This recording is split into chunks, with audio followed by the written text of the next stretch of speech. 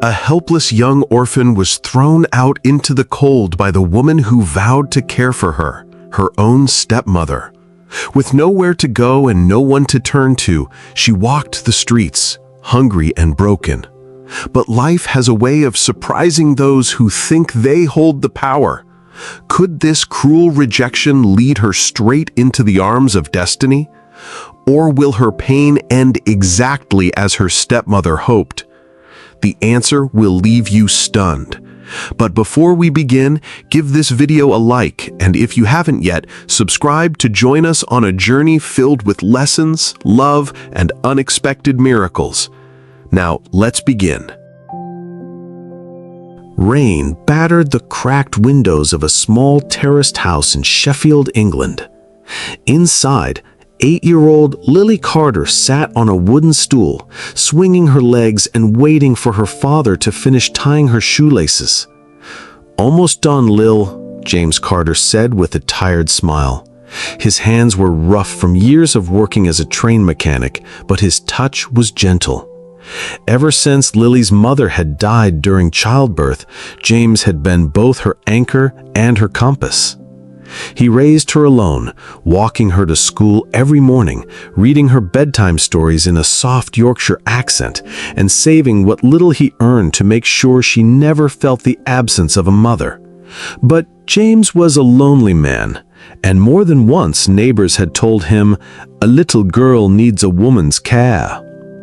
So when he met Margaret Wells, a widow from Manchester with 2 children of her own, he thought fate had sent him a gift. Margaret was warm, well-spoken, and always wore floral dresses that smelled faintly of lavender. For the first few months, she treated Lily like her own child, buying her clothes, plaiting her hair, and calling her sweetheart. The small house was suddenly filled with laughter. Lily, Margaret's son Oliver, and daughter Emma would chase each other in the garden, while Margaret clapped and James watched from the porch with a grin. Then came the day that shattered everything. It was a Monday morning in late October when James left early for work. By midday, a knock at the door changed Lily's life forever. 2 police officers stood in the rain, their hats dripping. "Mrs. Wells," one asked quietly, "there's been an accident." Lily didn't understand at first, but when she saw Margaret's face drain of color, her stomach twisted. James's train had derailed on the outskirts of town. He hadn't survived. The funeral was small. No uncles or aunts came, only a few neighbors and a vicar who spoke about James's kindness.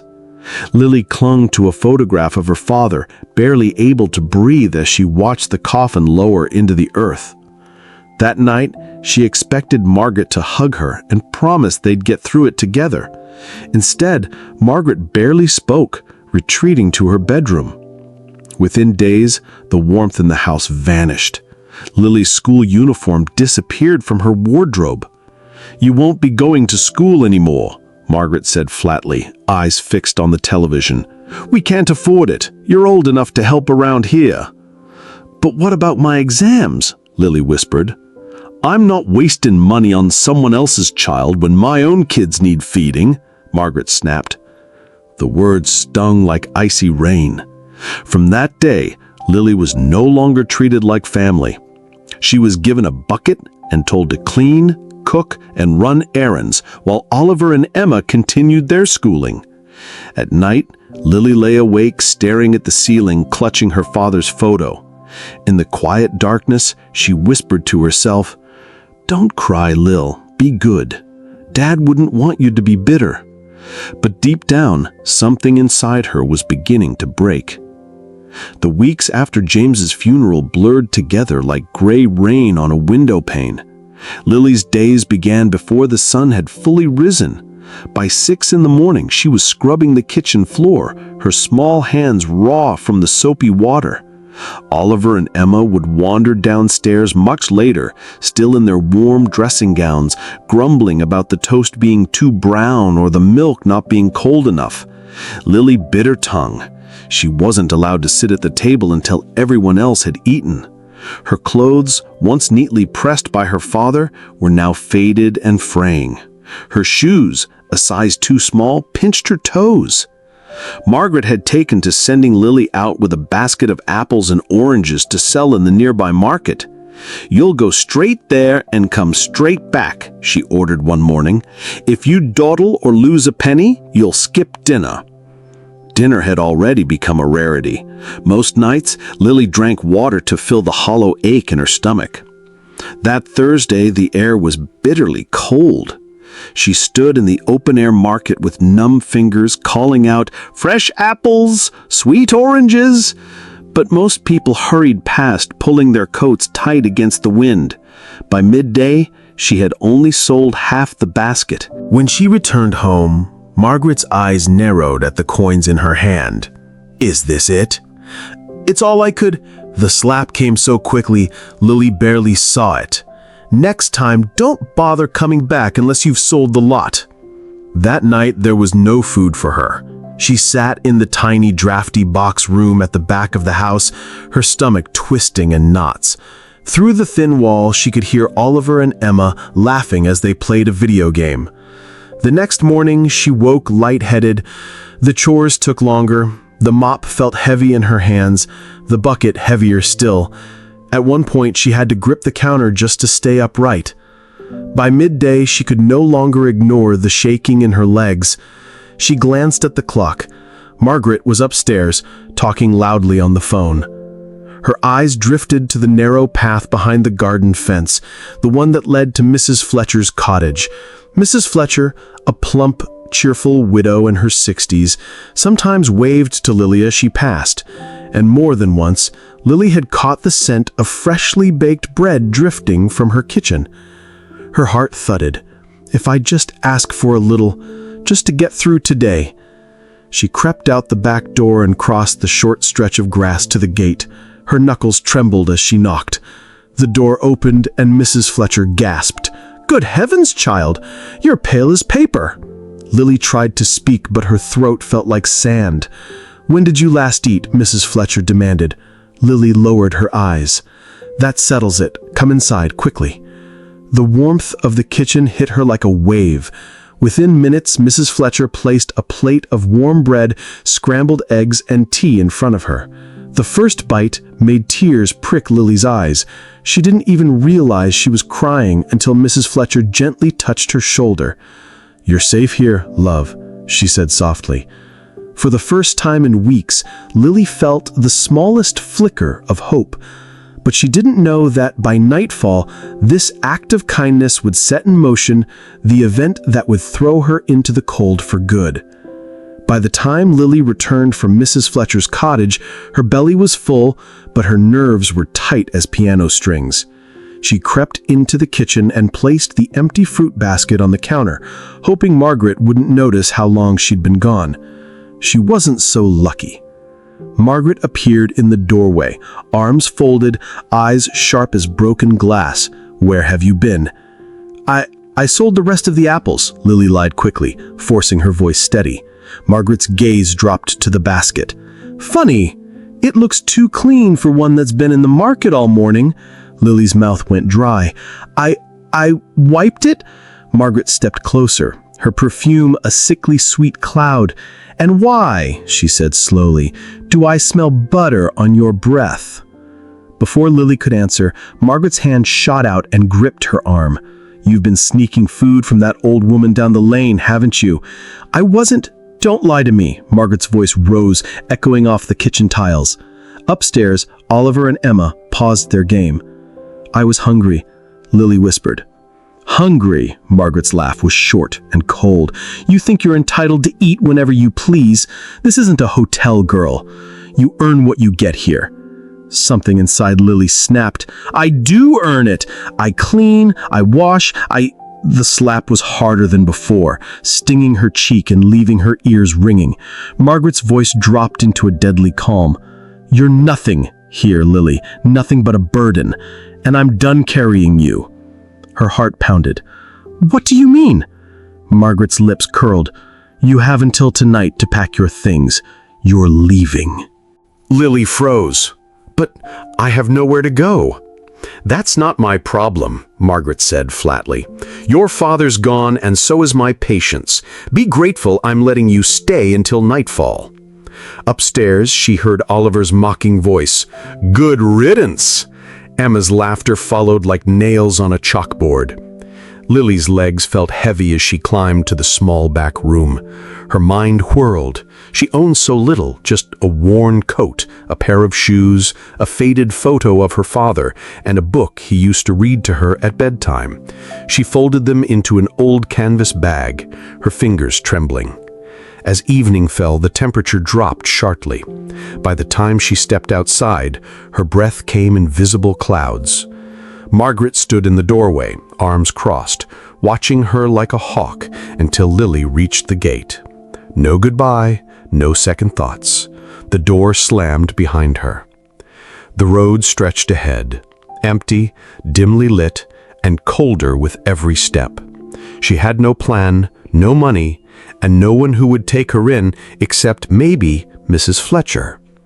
But as Lily reached the lane leading to the widow's cottage, her heart sank. The windows were dark, the curtains drawn. Alone, shivering under the flickering street lamp, she realized something with crushing certainty. Tonight was just the beginning of her fight to survive. The wind bit at Lily's cheeks as she stood frozen under the weak light of the street lamp. Her thin coat was no match for the late autumn chill, and her fingers ached as if they were turning to stone. The world felt strangely quiet, the kind of quiet that made you hear your own heartbeat. Somewhere in the distance, a dog barked, and the hollow sound only made her feel smaller. She glanced toward Mrs. Fletcher's cottage one last time, willing some sign of life, a flicker of a candle, the creak of the door. Nothing. The widow was either asleep or away, and she couldn't bear to wake her without warning. She took a deep breath and started walking. The streets of Hollow Street looked different at night. Shops that bustled by day were now shuttered and lifeless, their windows dark, their painted signs swinging softly in the wind. She kept to the edges, her footsteps quickening every time she heard a distant sound. It was near the old train depot that she found the alley. The smell wasn't pleasant, damp bricks and rusted metal, but it was narrow and shielded from the wind. In the far corner sat a stack of wooden crates. She pushed two together and slid behind them, curling into a ball. Her stomach growled, the last taste of Mrs. Fletcher's bread, now just a memory. She hugged her bag closer, her father's photograph pressing against her ribs like an anchor. That's when she heard it. Footsteps. At first, she thought she was imagining it, but they grew louder, sharper, echoing off the brick walls. A shadow appeared at the mouth of the alley, tall, broad-shouldered, moving slowly, deliberately. Lily's breath caught in her throat. She shrank back, praying the crates would hide her. "Evening," a deep voice said, low enough to make the hairs on her neck rise. She didn't answer. "Cold night for a little bird to be out here," the man continued, stepping closer. The faint glint of metal on his belt made her pulse race. A knife, or maybe just a buckle, but she wasn't about to find out. Lily's mind screamed, "Run!" She darted from behind the crates and bolted down the alley, the soles of her shoes slapping the wet pavement. She didn't look back, but she could hear him following, boots pounding, breath heavy. At the alley's end, she turned sharply into the next street and ducked behind a row of trash bins. The footsteps slowed, then stopped. Silence. Her chest burned from running, and she had to bite her lip to keep from gasping too loudly. She stayed there, crouched in the dark, until her legs cramped and the sound of the boots was long gone. When she finally stepped out, she was shaking, not just from the cold, but from the gnawing realization that she was prey now. And in the city, predators came in all shapes. Lily's legs ached as she trudged along the narrow pavement, each step heavier than the last. Her mind was still replaying the chase, boots on cobblestone, breath in her ear, the flash of that glinting metal. Every sound in the night seemed sharper now, every shadow more threatening. She told herself to keep moving, keep walking until she found somewhere, anywhere that didn't feel like the city was closing in around her. That's when she saw him. A man stood under the soft golden light spilling from the doorway of a small cafe. He was tall, wearing a dark wool coat buttoned to his throat, a scarf wrapped neatly around his neck. In his hand, he held a porcelain cup, steam curling lazily into the night air. His eyes, sharp, pale blue, tracked her the moment she appeared. "You shouldn't be out here alone," he said, his voice calm, but carrying the weight of someone used to being obeyed. Lily froze. Part of her wanted to turn around and vanish into the night, but another part, the part that still trembled from the alley, found itself unable to move. "I'm fine," she lied, though her chattering teeth betrayed her. He took a slow step forward, careful not to startle her. "Fine girls don't look like they've run for their lives." Her chest tightened. You saw?" "I heard," he corrected, "and I know the kind of men who haunt this part of the city. You wouldn't last an hour without someone noticing you." "Noticing me for what?" she asked cautiously. His lips curved, but not into a smile. "Opportunity." The word landed heavy between them. She took a small step back, gripping her bag. "I don't need help." "Maybe not," he said, his gaze unwavering. "But you need a warm place for the night, and I happen to have one." The offer dangled there, tempting and dangerous. She could feel the warmth from the cafe's doorway, smell the faint aroma of coffee and baked bread. Her empty stomach twisted painfully. "You don't even know my name," she said. "I don't need to," he replied smoothly. "I can see you've been left to fend for yourself, and I don't like seeing talent wasted." "Talent?" "Eyes like yours don't miss much," he said, his tone almost amused. "That's valuable." Lily didn't know whether to run or listen, but something about his steady voice, his controlled presence, made her pause just long enough for him to turn toward the cafe. "You can follow, or keep walking until the cold decides for you." The door swung open, spilling warmth into the night. Her feet hesitated just for a breath before moving toward the light. The cafe's door closed behind Lily with a soft thud, sealing her inside a world that felt miles away from the freezing street. The smell of roasted coffee beans and fresh pastries wrapped around her like a blanket. The chatter from a few scattered customers hummed in the background, but her attention stayed locked on the man in the wool coat. He walked with a slow, deliberate grace, removing his scarf and draping it neatly over the back of a chair near the far corner. Without asking, he gestured for her to sit. "Hot chocolate," he told the barista, before turning to her. "You look like someone who hasn't tasted real sweetness in a long time." Lily sat stiffly, her fingers still curled around the strap of her bag. She scanned the cafe, 2 students with laptops, a couple sharing a plate of cake, the barista cleaning glasses behind the counter.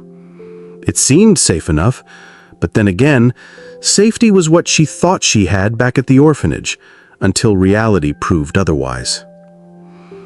"I never told you my name," she said, voice steady but guarded. "Edward," he replied simply. "And you are..." "Lily." He nodded, as if filing it away for later. "Lily. Pretty name. Not the kind of name that should be wandering alone after dark." The steaming cup of hot chocolate arrived, topped with a thick swirl of cream. She wrapped her hands around it, letting the heat seep into her bones. She took a sip, the rich sweetness melting across her tongue. For a fleeting moment, she felt safe, almost happy. But Edward's gaze didn't soften. It was the kind of look that measured you, like a jeweler inspecting a stone for flaws. "So," he began casually, "how does a girl like you end up on the streets?" Lily hesitated. She didn't want pity, and she certainly didn't want to be someone's tragic story. "I left home," she said vaguely. He leaned back in his chair. "People don't just leave home. They're pushed." Her eyes flickered up at him. "Maybe I just didn't belong there." A faint smile touched his lips. "Then you might belong somewhere else. Somewhere useful." Her fingers tightened around the cup. "What do you mean by that?" Edward tilted his head slightly, his pale eyes unblinking. "I'm a businessman, Lily. I know how to recognize potential, and I'm offering you a way to stop running from the cold." There it was, the hook hidden beneath the kindness. "What kind of business?" she asked slowly. He chuckled, low and quiet. "The kind that rewards loyalty and punishes betrayal." The words slid over her like a shadow, making her realize this wasn't just an act of generosity. This was an invitation into something she didn't yet understand, something that came with strings she might never untangle. But as she glanced at the frost still clinging to the cafe window, Lily knew one thing for certain. If she walked back out into the night, there'd be no one waiting for her. And maybe, that was enough to make her listen. Edward didn't press her for an answer right away. Instead, he finished his coffee in slow, deliberate sips, as though time was entirely his to command. When he finally spoke, it was with the calm certainty of someone who already knew the outcome. "Come with me," he said, and standing and slipping his scarf back over his shoulders. Lily hesitated. Outside those cafe doors was the bitter cold she'd been running from all night. Inside Edward's world, she had no idea what waited, but something in his voice made it sound less like an invitation and more like a statement of fact. She followed. The streets were quieter now, the occasional car passing like a shadow on wheels. They walked for several blocks until the rows of small shops and flats gave way to tall, glass-fronted buildings. Edward stopped in front of one with black steel doors and no sign above it. He tapped a code into a discreet keypad, and the locks clicked open. Inside, the air was warm and faintly scented with expensive cologne. The lighting was low, the floor marble. Two men in tailored suits flanked the entrance, their eyes flicking over Lily with the cold efficiency of guards who had seen everything and remembered every one. Edward led her through a hallway lined with photographs, smiling men in suits, ribbon-cutting ceremonies, charity events, the kind of images that said respectable businessman to the outside world. But when they reached the next set of doors, the truth began to bleed through. The air shifted, thicker, charged. A wide room opened before her, its walls lined with shelves of liquor, poker tables scattered with chips, and people dressed in wealth-like armor. At the center, a group of men were leaning over a green felt table speaking in low tones. "This," Edward said quietly, "is where loyalty earns you a place at the table." Her stomach tightened. She had seen enough films to know what this was. It wasn't just business, it was power, wrapped in luxury and laced with danger. Edward led her to a side room, closing the door behind them. He gestured to a chair. "Sit." She did, her fingers brushing against the polished wood of the table. "You're smart," he said, his tone smooth but heavy with intent. "I notice things. That's valuable to me. I could find you a place here, real work, money in your pocket, a roof over your head. But once you're in, there's no halfway." She swallowed. "And if I say no?" Edward's smile didn't reach his eyes. "Then I'll have the driver drop you back on the street, and I promise you the cold won't be the worst thing waiting out there." Her pulse quickened. The offer wasn't really a choice, it was a door. one she could either step through willingly or be shoved away from forever. She thought of the frost on the cafe window, the endless nights of hunger, the way people walked past without seeing her, and then she thought of the warmth in this place, the steady weight of Edward's gaze. "I'm listening," she said finally. Edward's smile widened, as though he had been waiting for that very sentence. "Good. Then let me show you exactly how deep this table goes." Edward didn't waste time. He opened a drawer, took out a slim leather folder, and slid it across the table toward Lily. Inside is a list of names. One of them is mine. The rest, let's just say, they owe me. Lily's fingers hovered over the folder. "And you want me to—" "I want you," Edward cut in smoothly, "to deliver a message, nothing more. But the way you deliver it will tell me everything I need to know about you." Her pulse thudded in her ears. She had never delivered a message in the way Edward meant it, but the glint in his eyes told her there was no room for hesitation. Edward stood and motioned for her to follow. Through another door, they entered a garage where a black sedan waited, engine purring like a predator ready to move. A driver in a dark coat opened the back door for her. As the car glided through the city streets, Lily flipped open the folder. A name was printed in bold letters: Harold Briggs. There was an address scrawled below it, and nothing else. The car stopped outside a rundown building with peeling paint and broken blinds. The driver glanced at her in the mirror. "I'll wait here." Inside, the air was heavy with stale smoke. Lily climbed the narrow staircase to the second floor, the wood creaking under her boots. At the end of the hallway, a door hung slightly ajar. She pushed it open. The man inside was hunched over a cluttered desk, his face pale and drawn. His eyes flicked up at her, narrowing. "Who are you?" "I'm here on behalf of Edward Black," she said, her voice steady despite the way her hands trembled at her sides. The man's expression tightened. "Tell him I—" "No," Lily interrupted, surprising herself. "I'll tell him you heard the message."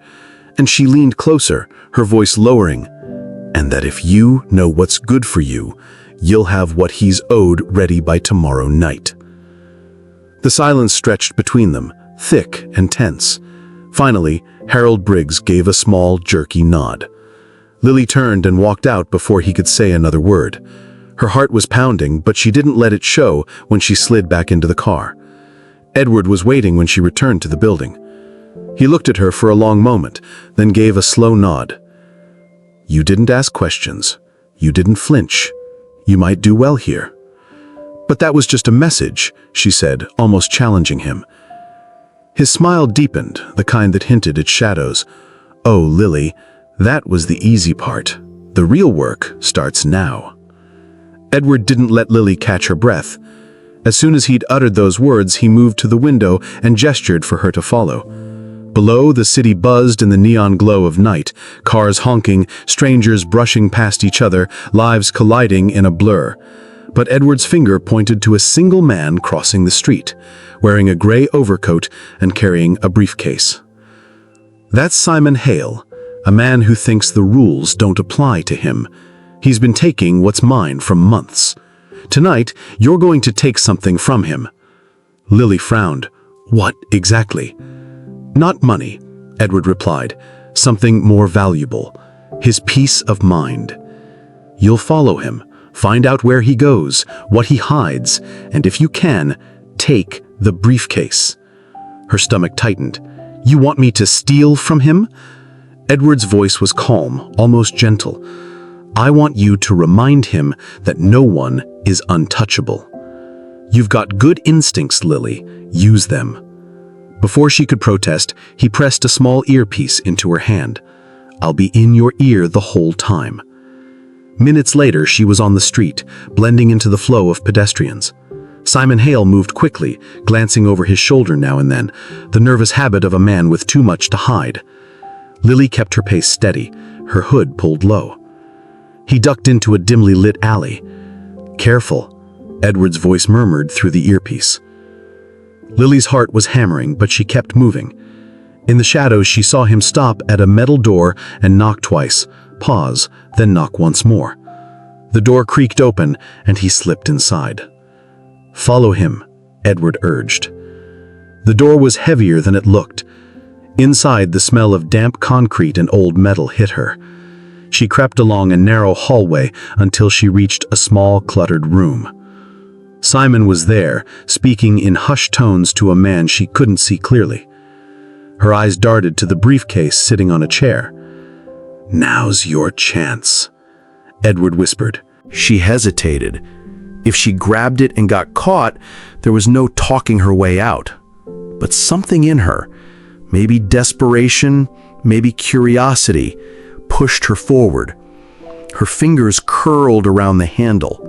She turned to leave. "Hey!" Simon's voice rang out.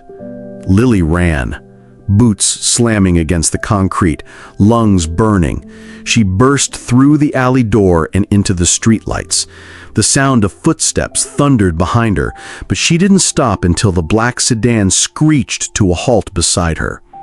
The driver yanked the door open. She dove inside, clutching the briefcase to her chest.